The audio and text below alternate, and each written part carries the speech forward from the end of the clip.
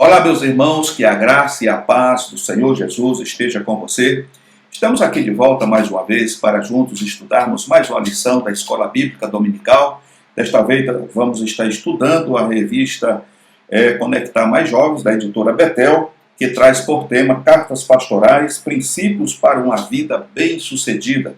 E a lição de hoje é a lição de número 2. Você que tem nos acompanhado, que já tem a sua lição aí, pode fazer uso dela. Se não tiver, pode fazer uso da Bíblia ou pegar aí um caderno, uma caderneta aí e uma caneta para anotar as referências que vamos estar passando aqui. O assunto de hoje vai estar falando sobre os obreiros Timóteo e Tito. E o texto de referência está registrado aí em 1 Timóteo, capítulo 1, versículo 2 e Tito, capítulo 1, verso 4. Então diz aqui o versículo do dia: esta é a palavra fiel. Se alguém deseja o episcopado, excelente obra deseja. 1 Timóteo, capítulo 3, verso de número 1. A verdade aplicada diz: Tito e Timóteo exemplificam o quanto Paulo se preocupava com seus obreiros. E os objetivos da lição de hoje primeiro, perceber a trajetória de cada um no ministério. Segundo, compreender a necessidade de ter uma autoridade espiritual. E terceiro, atentar para os conselhos de Deus dado pela liderança. A oração de hoje deve ser para que Deus venha abençoar os obreiros, continue abençoando os obreiros, que são fiéis a Deus e à sua palavra e aos seus líderes, né?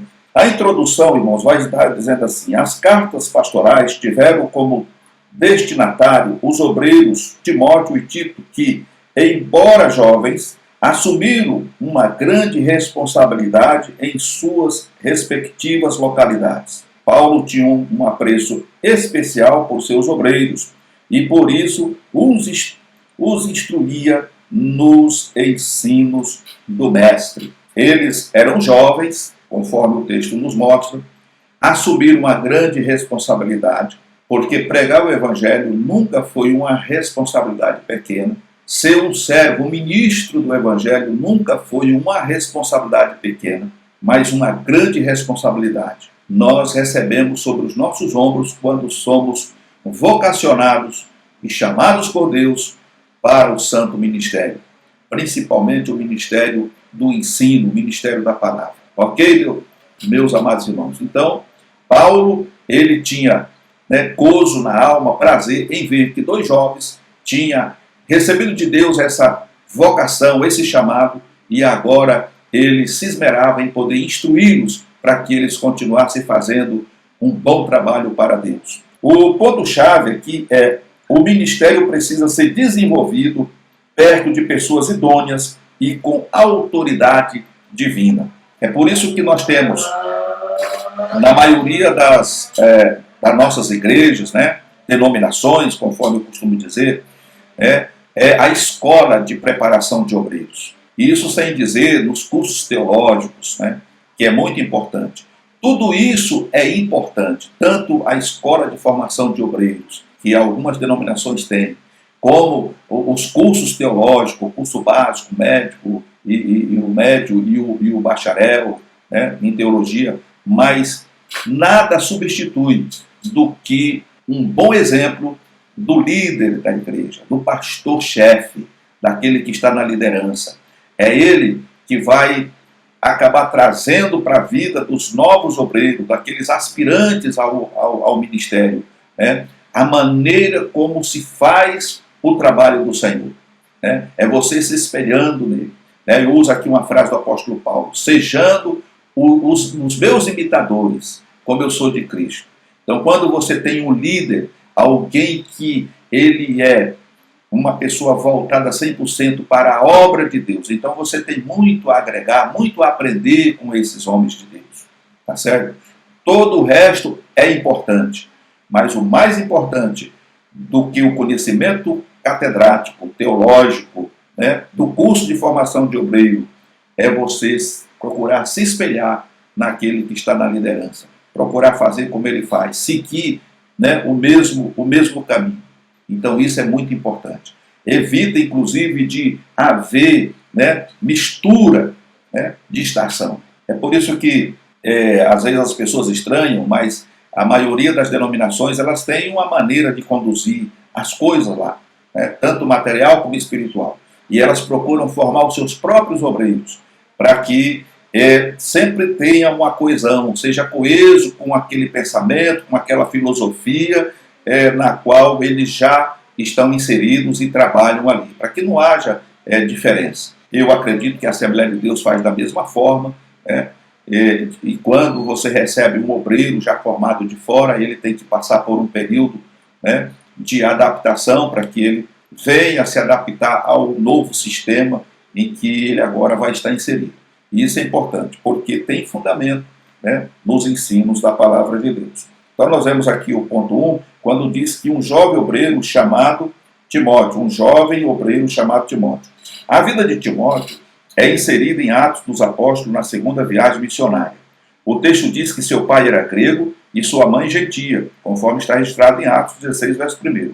Outro fato interessante é que as pessoas em Listra e Icônio davam bom testemunho a respeito de Timóteo. Capítulo 4, verso 16, verso 2. Ou capítulo 16, verso 2, melhor dizendo. Então nós vemos aqui que a vida de Timóteo é inserida em Atos dos Apóstolos na segunda viagem missionária. É quando ele começa a despontar, né? O texto diz que seu pai era grego e sua mãe gentia, mas ele conhecia o Evangelho, ele aceitou Jesus como Salvador. Um outro fato interessante é que as pessoas em Listra e Icônio davam bom testemunho a respeito de Timóteo. Por quê? Porque ele era um jovem cristão, era um jovem que estava dentro da vontade de Deus, se conduzia de acordo com os ensinos que ele tinha recebido da parte do Senhor. Então, esse é um ponto importante. A pessoa que é chamada para o ministério, ele tem que dar testemunho de um verdadeiro cristão.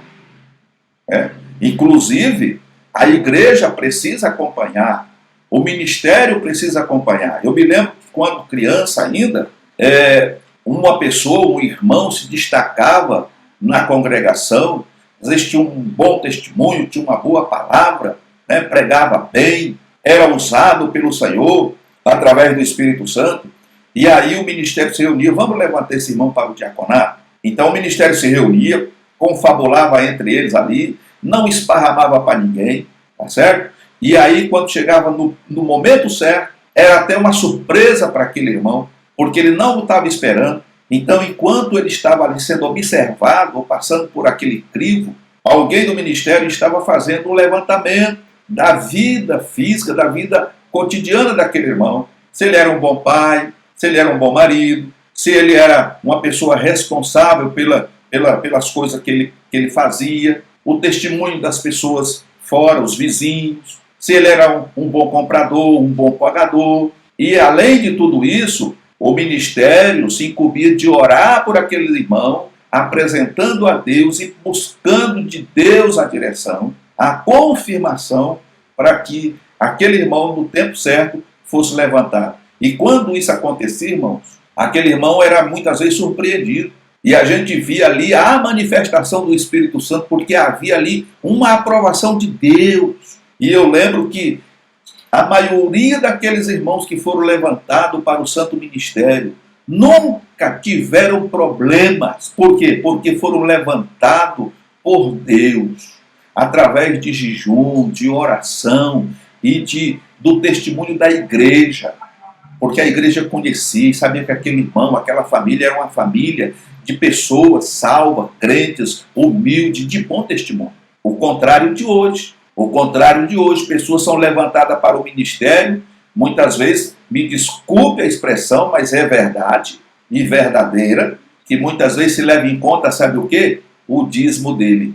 É claro que todo obreiro tem que ser dizimista, porque é uma regra da nossa igreja, do nosso ministério, da nossa denominação. Mas isso não é o mais importante, porque não adianta nada você levantar um obreiro para uma congregação, se o camarada ele pratica mil e uma coisa que vai em desacordo com a palavra de Deus. Ele precisa ser uma pessoa qualificada em todas as áreas. Um camarada que ensina a igreja a não espancar, e ele espanca a sua esposa em casa, espanca os filhos. Uma pessoa que ensina que é pecado mentir, e ele mente para Deus e para o diabo.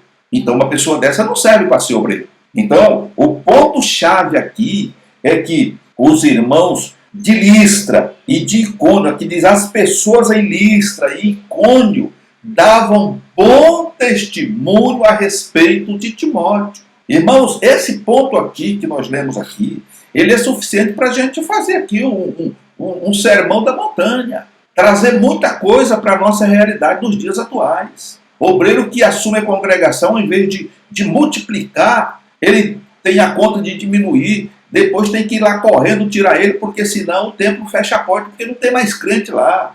Obreiro que você manda para a congregação e ele apronta 1001, é problema atrás do outro, espanca um, arrebenta o outro fica lá machucado, o outro está já na UTI quase morrendo. Irmão, isso não é chamada de Deus. Então, o que eu penso, depois de muitos anos de ministério, é que nós precisamos dar uma repaginada no nosso conceito de levantar obreiros para a casa do Senhor. Nós precisávamos, pelo menos, ter o cuidado que os nossos antepassados tiveram.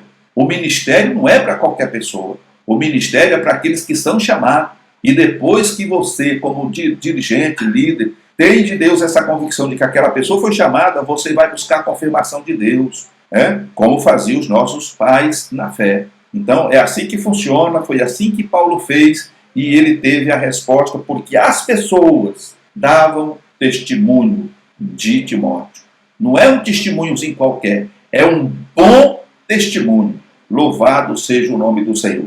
No primeiro ponto, no ponto 1 aqui, nós vamos estar vendo aqui sobre a educação de Timóteo. O nome Timóteo significa honrando a Deus. Paulo deixa claro que Timóteo tivera uma educação cristã na atmosfera familiar através de sua mãe Eunice e sua avó Lóide, conforme 2 Timóteo capítulo 1, verso 5. Mesmo o pai sendo grego, a educação da mãe prevaleceu. Os preceitos e os valores implantados em Timóteo, no devido tempo, foram suficientes para que ele se convertesse a Cristo. Indubitavelmente, a vida de Timóteo nos mostra que vale a pena investir na educação cristã de nossos filhos. Apesar de seus pais serem de cultura diferentes, a palavra de Deus achou espaço no coração de Timóteo para frutificar. Conforme diz Salomão, instrui o menino no caminho que deve andar, e até quando envelhecer, não se desviará dele. Provérbios capítulo 22 e versículo 6. Então nós vemos aqui, irmãos, a influência dos pais, ou melhor dizendo, das mães e das avós quando são cristãs na vida do filho e do neto. Foi por intermédio da sua mãe, da influência espiritual da sua mãe e da sua avó, que Timóteo cresceu e lá na frente ele aceita Jesus como Salvador e passa a viver de uma maneira íntegra diante do Senhor, vivendo dentro de uma conduta plausível, vamos dizer assim, onde as pessoas viam a diferença daquele jovem entre os demais que viviam na sua época. Embora, como diz aqui o comentarista, o pai sendo grego, de uma cultura diferente, isso não impediu que ele fosse instruído nos caminhos do Senhor, conforme diz Salomão. Ensina o menino no caminho que deve andar, e depois de velho não se afastará dele. Louvado seja o nome do Senhor. Portanto, irmãos, ainda prevalece a educação dos filhos às mães. As mães são as responsáveis pela educação dos seus filhos, em todos os sentidos, na formação do caráter e de tudo mais. Depende e compete 100% da mãe. E se a mãe é cristã, é uma serva de Deus, ela vai ter condições de trazer essa criança pelo caminho certo, ensinando, mostrando, e no futuro ele dará fruto para a glória de Deus. Foi o que aconteceu com Timóteo. Hoje é muito fácil entregar a criança na chamada babá eletrônica. O dia inteiro a televisão ligada naqueles desenhos diabólicos com palavras e desenhos subliminar que vai fazendo a mente da criança, levando a criança para a maldade, para o mal e para tantas coisas. Por quê? Porque a mãe não tem tempo de sentar com o filho, de orientar o filho, de ler com ele a palavra de Deus, de cantar com ele, de ensinar as coisas do céu. Entende? Porque a babá eletrônica tem tomado o lugar daquilo que deveria estar em primeiro lugar, que é o cuidado da mãe com o filho. Por que a mãe? Porque o pai sai para trabalhar, ele vai para a guerra, ele vai pelejar todo dia, para trazer o sustento, a segurança, tudo que é necessário para que haja um bom desenvolvimento na família. A mãe fica com o filho, então ela é responsável. Mas tem mãe que faz o quê? Quando o teu pai chegar, você vai ver. Eu vou contar para ele. E aí você vai ver. Você está errado, irmão. Você é a mãe. Você tem que educar o seu filho, mostrar para ele o que é certo e o que é errado desde novo. Explicar para ele as coisas que acontecem ali fora, para que ele não caia que nem um patinho na arapuca. Depois você vai lamentar. Por que isso? Porque Deus permitiu isso. Depois você vai lá no círculo de oração levar o nome do seu filho porque ele está preso, está envolvido com droga, com um monte de coisa que não presta, e você vai querer que Deus livre ele de tudo desse mal. Mas você não fez a sua parte. Você relaxou. Você não se preocupou nem com você mesmo, quanto mais com seu filho. Então, fica aqui a lição para você que é mãe e que tem deixado o seu filho se criar como batata no lajeiro. Tá certo? Então, ensina o menino o caminho que deve andar. E depois de velho, depois que ele estiver velho, ele não vai se afastar, não vai esquecer aquilo que aprendeu e vai saber se desviar do mal. No ponto 2, a chamada e o ministério de Timóteo. O texto de Atos dos Apóstolos relata que Paulo levou Timóteo consigo na segunda viagem missionária. Mais tarde veremos que Timóteo é enviado com uma missão para a igreja de Corinto, conforme está registrado lá em 1 Coríntios, capítulo 4, verso 17. Porém, não obteve grande êxito. Depois de um tempo é mandado para Éfeso, onde efetua um excelente trabalho para Deus. Em nossa saga ministerial, às vezes temos alguns reveses, mas não podemos desistir. É necessário aprender com os erros e superar, pois o exercício pastoral exige determinação. Jesus advertiu que aquele que coloca a mão no arado e olha para trás não é apto ao reino de Deus, conforme está registrado em Lucas, capítulo 9, e versículo de número 62. Então, refletindo, é importante que quem recebeu o chamado se prepare, principalmente na palavra e na oração, pois estes são elementos essenciais de um vocacionado. Ou seja, eu, por exemplo, quando me batizei, eu tinha 15 anos de idade. Apesar de ter nascido no Evangelho, meus pais já eram cristãos, assembleianos. Eu me submeti ao batismo aos 15 anos de idade. E me submeti por quê? Porque eu comecei a sentir um desejo muito grande de me tornar um pregador do Evangelho. Eu queria pregar o Evangelho. Eu fiz parte de jovens, eu fiz parte de grupo de jovens, fui vice-líder de jovem, líder de jovem, mas eu não tinha, assim, aquela facilidade para me expressar. E eu comecei a orar ao Senhor. E eu senti o desejo de me tornar, membro do corpo de Cristo. E aí pedi o batismo, me batizei, reconhecendo Jesus como meu único e suficiente Salvador. E a partir dali eu comecei a me dedicar à leitura da palavra de Deus, à oração, ao jejum, ao batismo com o Espírito Santo, porque eu não era batizado ainda. O Senhor Jesus me batizou com o Espírito Santo e eu fui aprimorando os conhecimentos e hoje eu estou aqui. 64 anos de vida na presença do Senhor. Louvado seja o nome do Senhor. E fui chamado ao ministério ainda muito novo. Fui separado para o ministério. Fui chamado para o diaconato, depois fui separado para o presbitério e, por fim, para ministro do Evangelho. E Deus me abençoou. Tive muitas experiências e tenho muitas experiências com Deus. Mas uma coisa que não pode se afastar de nós, irmãos, é a leitura diária e sistemática da palavra de Deus. A oração e a comunhão com o Espírito Santo. O jejum é essencial para a nossa vida.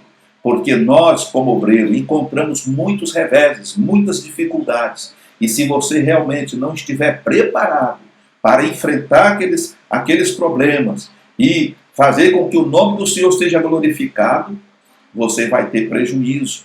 E nós não queremos prejuízo, e muito menos Deus. Então, você precisa estar apto, você precisa estar preparado. E essa preparação requer tempo. Estudo sistemático da palavra de Deus, oração e jejum, para que quando o inimigo se levantar, você tenha poder e autoridade para fazer ele calar a boca e libertar aquelas pessoas que muitas vezes são dominadas por eles. É só dessa forma que você consegue. Então isso faz parte do ministério de um evangelista. O evangelista, ele não é só uma pessoa que prega, mas ele é uma pessoa que atende em muitas áreas do evangelho. Amém, irmãos? E para isso ele tem que ser apto, ele tem que estar capacitado através do conhecimento e através do Espírito Santo. Então nós vimos aqui que é importante que quem recebeu o chamado se prepare, principalmente na palavra e na oração, pois estes são elementos essenciais de um vocacionado. No segundo tópico, nós vamos ver o que sabemos sobre Tito. Vamos falar agora um pouco sobre Tito. Tito era um jovem pregador e as informações de Paulo sobre este jovem são poucas. Tito desfrutou de plena confiança do apóstolo. Este é outro jovem obreiro que serve de paradigma para a geração atual. Primeiro ponto, um jovem transformado.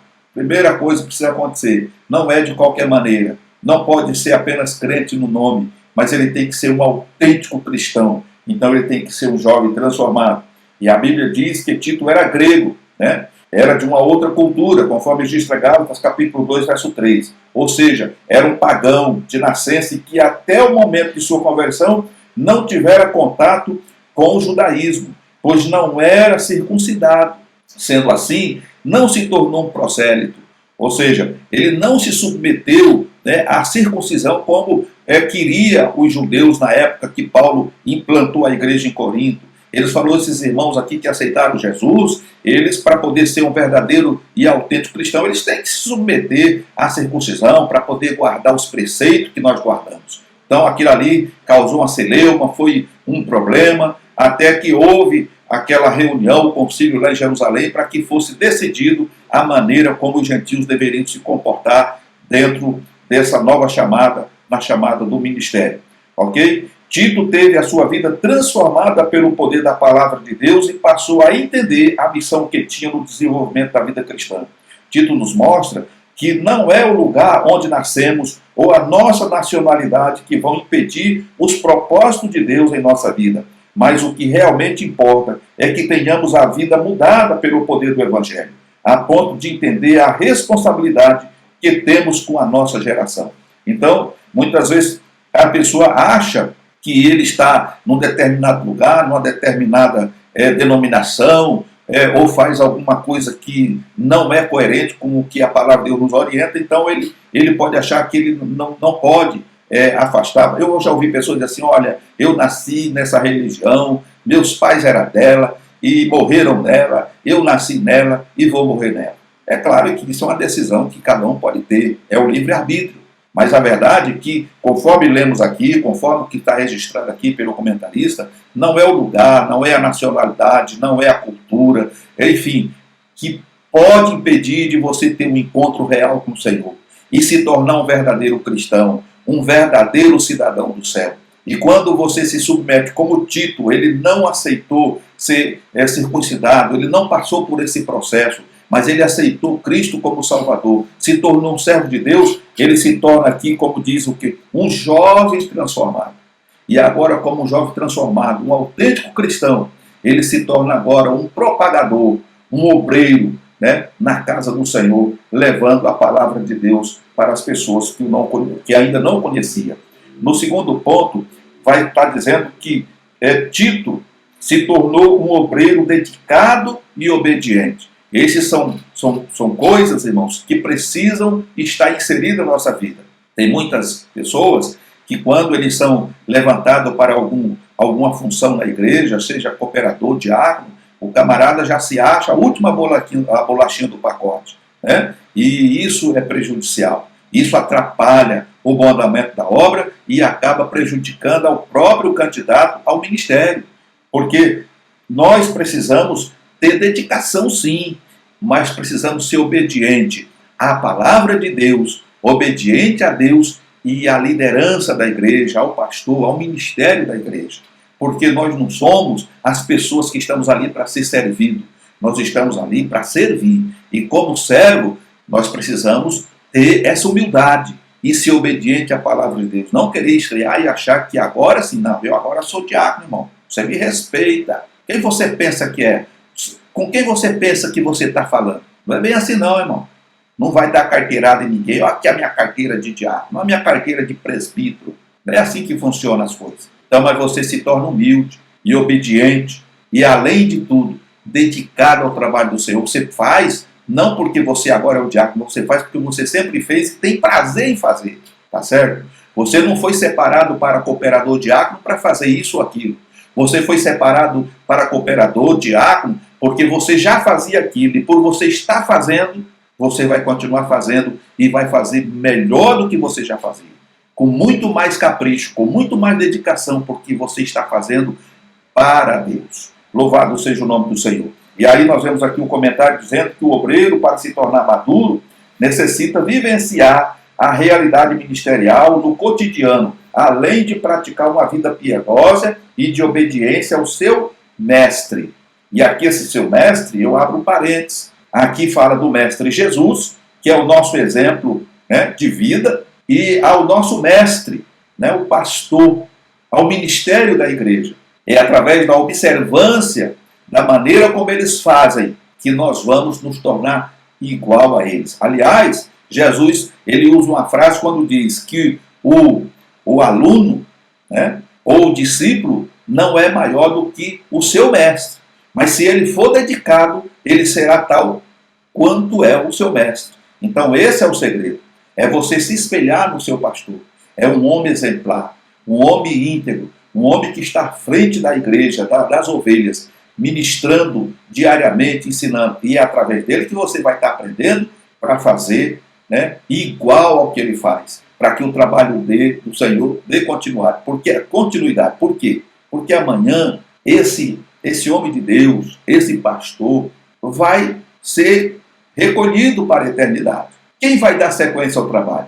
Pode ser você, que Deus vai levantar e escolher para assumir o lugar dele. Então, você vai dar sequência ao trabalho que já estava iniciado, que já vinha seguindo. Você não vai mudar nada, até porque a palavra de Deus diz que nós não devemos mudar os marcos antigos. Aleluia. Nós não podemos mudar os marcos antigos. Então, nós temos que seguir na pisada do Mestre até que cheguemos um dia nas mansões celestiais. Louvado seja o nome do Senhor Jesus. Então, nós vemos aqui a maneira como Paulo fala de Tito a respeito de sua fé e o carinho ao chamá-lo de verdadeiro filho.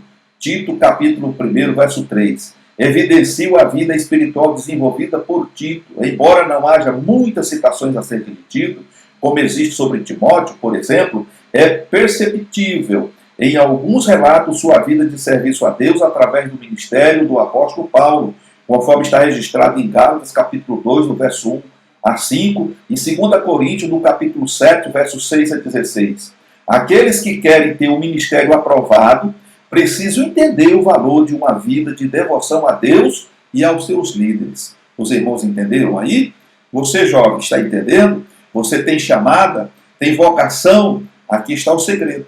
Siga o exemplo do que está sendo ensinado hoje através dessa aula e com certeza você terá vitória, né, no seu ministério. Você terá um ministério profícuo, abençoado por Deus. No terceiro ponto, nós vamos ver aqui, ou no terceiro tópico, a importância do mestre. Analisando a vida de Timóteo e Tito, vemos a grande transformação de Deus em suas vidas, a ponto de se tornarem obreiros ainda jovens, desempenhando trabalhos de extrema responsabilidade ao lado do apóstolo Paulo e posteriormente sozinhos. No primeiro ponto, um discipulado eficaz. Paulo não somente pregava o evangelho e implantava a igreja, mas também dedicava tempo para discipular seus membros, pois entendia a necessidade de formar pessoas segundo o caráter de Cristo em sua segunda viagem missionária.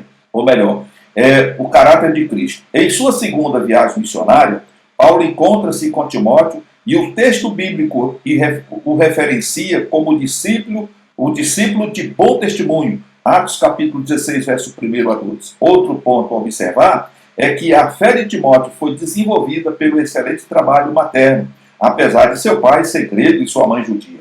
Mesmo diante de um ambiente conturbado, Timóteo conseguiu amadurecer sua fé a ponto de ser elogiado pelo apóstolo Paulo em 2 Timóteo, capítulo 1, verso 5.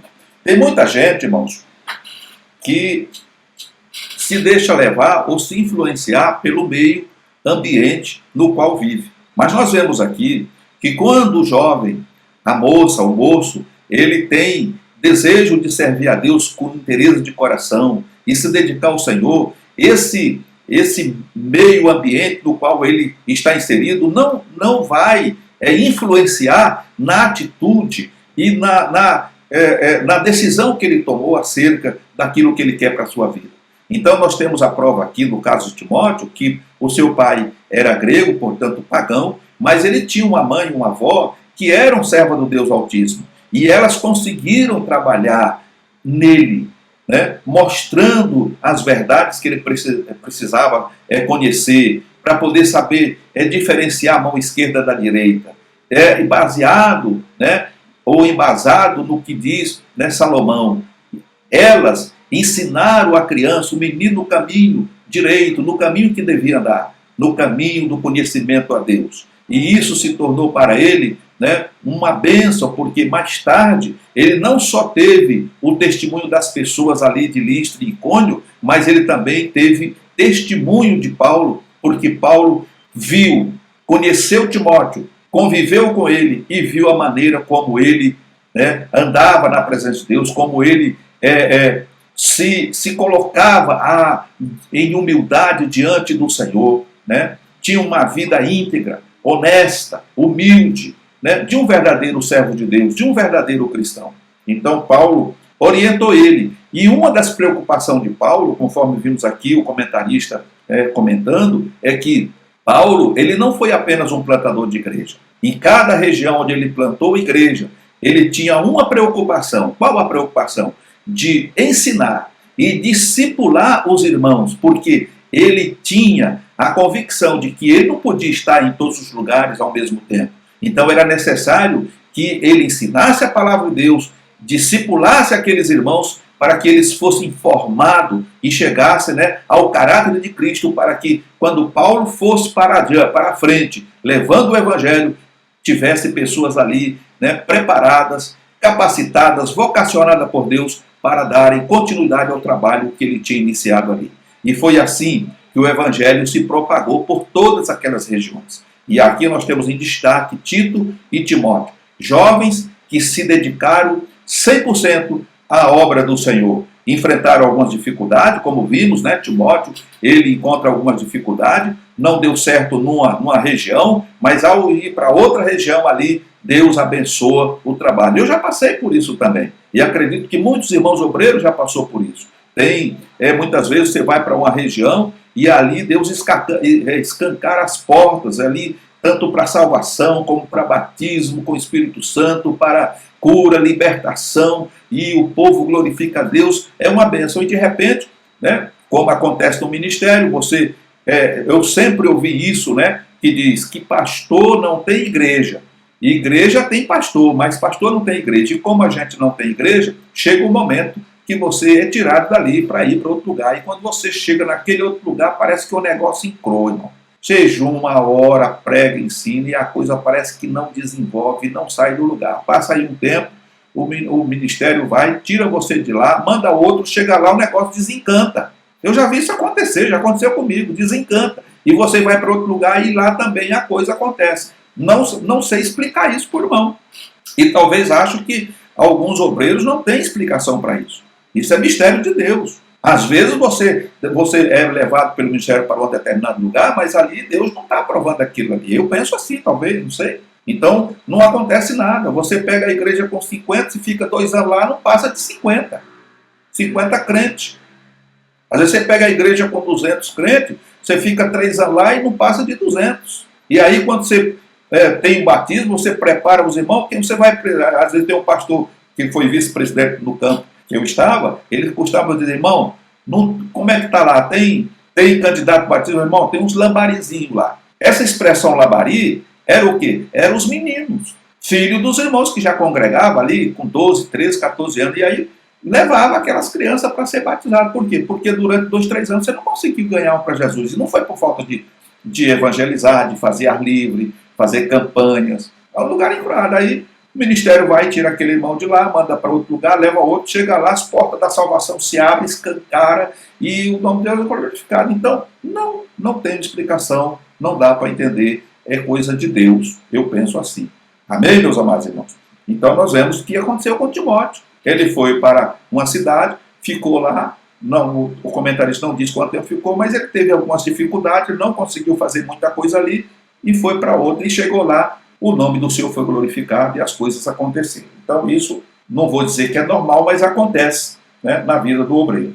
E no ponto 2 diz que através das cartas pastorais é perceptível o cuidado do apóstolo Paulo com seus jovens obreiros, Timóteo e Tito. Embora os dois sejam responsáveis por seu ministério e por suas ações, existia uma autoridade espiritual que os respaldava. Através do conteúdo das cartas, percebemos a preocupação do apóstolo Paulo com ambos, a ponto de aconselhá-los e encorajá-los acerca dos desafios de suas respectivas localidades. Esses jovens nos ensinam que precisamos manter o vínculo com nossos líderes e estar debaixo da sua bênção. Infelizmente, existem muitas pessoas se divorciando de seus líderes e mestres, achando que estão prontos e que são melhores. Que Deus nos guarde e guarde os nossos corações desse mal. Eclesiastes capítulo 10 e versículo 4. Então, infelizmente, nós vemos isso. A pessoa começa a subir demais da tamanca, fica em cima do salto, e ele acha que não precisa mais do conselho do pastor presidente, dos pastores conselheiros, que ele agora sabe mais do que todo mundo, e sai por aí que nem avião, né? Quando eu falo avião, irmãos, é que a gente sabe, se bem que a tecnologia tem mudado muito, mas os aviões que a gente conhece, os antigos, depois que ele levanta voo, ele não tem marcha ré. Ele não consegue voltar para trás. Os helicópteros até voltam, né? Mas os aviões de verdade mesmo, eles não têm marcha ré. Então, eu comparo esses obreiros assim rebeldes, essas pessoas que acham que já sabem tudo, a esse tipo de avião. Eles não, é preciso cair para eles poderem entender, né? E às vezes cai e se machuca feio, né? Por quê? Porque eles deixam de ouvir as orientações dos seus pastores, do ministério, e aí ele é designado para a congregação, chega lá, ele quer mudar tudo, ele quer fazer do jeito dele, ele tem uma inovação para colocar, e isso, irmãos, é pecado. Não pode ser assim. Se a igreja que você está, né, filiado, ela tem uma tradição, ela tem uma maneira de fazer as coisas, você tem que fazer igual, você tem que seguir o ritmo, você não pode mudar, né? Chegar lá e falar, a partir de hoje, né, nós não vamos ter mais culto de ensino, ou a partir de hoje o nosso culto vai ser de tal hora a tal hora. Você pode até mudar alguma coisa lá na congregação, mas vai mudar com a autorização do pastor-chefe ou do ministério, porque alguém vai contestar. Falou, irmão, por que você está mudando o culto de doutrina de terça para sexta-feira? Um exemplo. Porque eu sou pastor dessa igreja e agora aqui, quem dá as ordens aqui sou eu. Aí tem alguns que usam até um texto bíblico dizendo assim, mudou a lei, mudou o profeta, mudou a lei. Não é bem assim. Você é um pastor auxiliar. O pastor da igreja, o pastor do campo, é o pastor que Deus colocou lá. Ele é o pastor-chefe. Ele é o pastor verdadeiro, que foi chamado por Deus. Você é apenas um obreiro, um auxiliar, um pastor auxiliar, um diácono, um presbítero, um dirigente auxiliar. Você não é o chefe. Você não é o dirigente do campo onde está a congregação. Então são coisas que precisam ser entendidas e assimiladas por aqueles que almejam, né, o episcopado, como diz Paulo a Timóteo. Quem deseja o episcopado, excelente coisa deseja, mas existem regras e jeito de fazer as coisas. Você não pode se rebelar contra o ministério. Às vezes, existem algumas coisas, algumas atitudes tomadas pelo ministério ou mesmo pelo pastor que vai, né, contra aquele pensamento, aquele jeito que você achava que seria melhor. Mas você está ali para acatar, você está ali para obedecer. Porque se você se levantar contra, você vai estar indo, né, na contramão daquilo que o ministério e a tradição ministerial vem cuidando há muito tempo. Então, ou você se submete, ou você sai, entrega a credencial, falou, pastor, eu vou ficar quieto no meu canto, eu só quero dar glória a Deus e aleluia, mas não quero fazer mais parte do ministério dessa igreja. Amém? É assim que funciona.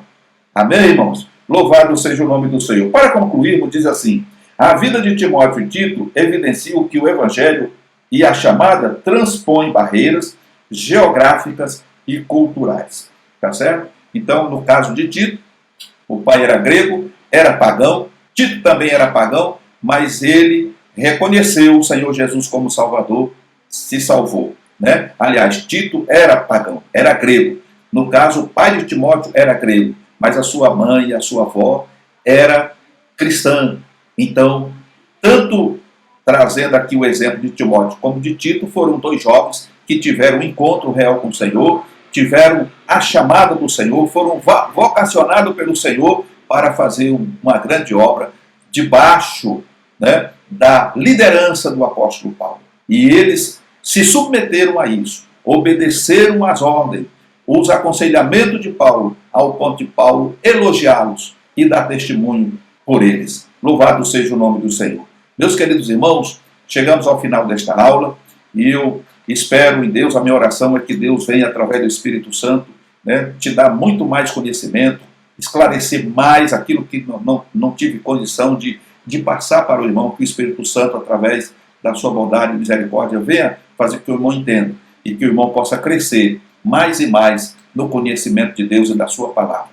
Quero convidar você que tem nos acompanhado e que ainda não é inscrito no canal. Se inscreva no canal, venha fazer parte dessa família. Estamos aqui todos os domingos trazendo esta aula, né, uma aula sempre trazendo aqui um assunto novo para o nosso crescimento espiritual. Você que já faz parte desta família, eu quero convidá-lo e a todos quantos têm acompanhado esses vídeos, que deixa ali o seu positivo. Irmãos, é através daquele joinha ali que vai demonstrar para o YouTube que você está gostando do conteúdo, né? E quando você dá o positivo, o YouTube ele vai divulgar esse trabalho para mais pessoas. E o nosso intuito aqui é exatamente esse, é alcançar o maior número de pessoas possível, tá certo? Então, quando você dá o joinha lá, dá o like, você está nos ajudando a levar essa palavra a outras pessoas, ok? Um outro sim, além de se inscrever no canal, os irmãos que não são inscritos, ative o sininho de notificação. Outra coisa é você compartilhar esses vídeos nas suas redes sociais. Compartilhe. Né? Nós temos aqui mensagens, nós não estamos aqui contando historinha de trancoso, lelé, não. Nós estamos comentando a palavra de Deus através das lições bíblicas, trazendo aqui, né, muitos exemplos, experiências, né, das quais eu já vivi muitas, e eu creio que isso com certeza vai ajudar os irmãos, né, na sua caminhada de fé, na sua caminhada ministerial. Portanto, meu querido, vamos trabalhar juntos, unidos, num só pensamento, numa só fé, num só amor, e eu tenho certeza que o nome do Senhor será glorificado. Portanto, fique na paz do Senhor Jesus e até uma próxima oportunidade, se Ele assim nos permitir.